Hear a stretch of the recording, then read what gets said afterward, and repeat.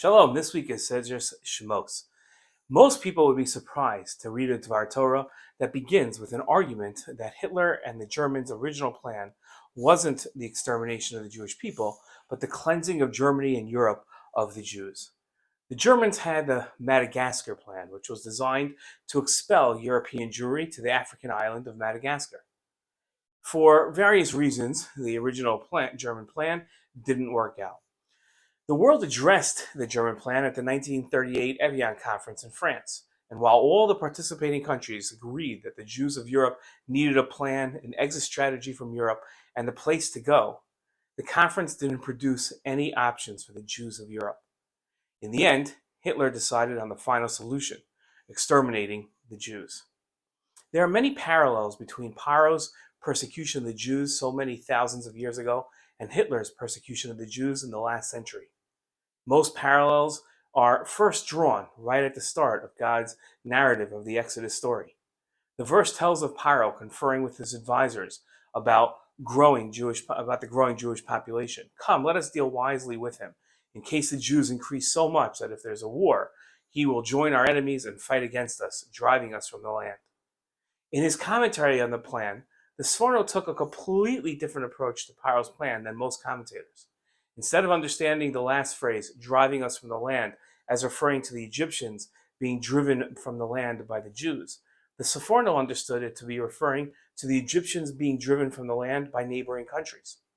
He wrote, driving us from the land means of their own volition, without our having to expel them. If we do not have adequate reason to expel them, we would become pariahs among our neighbors. The Sforno continued by explaining the previous phrase. The Jews will join our enemies at such a time they may display their hatred of us, seeing that they have remained culturally incompatible with us both in practicing circumcision of their males, their language, and in such practices as the way they eat meat only after the blood has been removed, etc. Let us therefore induce them to leave our country before it comes to this, in order to achieve this end, so that as an alternative they will agree to emigrate from the land. Like Hitler after him, Paro wanted the Jews to leave Egypt on their own.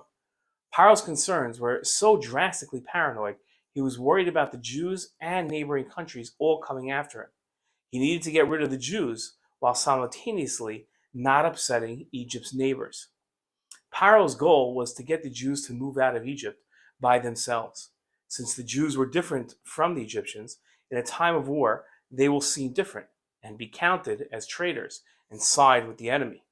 The Jews voluntarily built the cities of storage in order to appease Paro. Paro's fear wasn't irrational.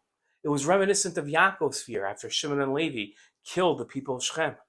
Yaakov feared that his sons, as the pasuk says, had made trouble for me, making me offensive to the inhabitants of the land, the Canaanites and the Perizzites. Since I am few in number, they will gather together and attack me. I and my house, my family, will be destroyed. Concern about other nations' perceptions isn't out of line. Paro's mistake was wanting to destroy the Jews as a response to his fear.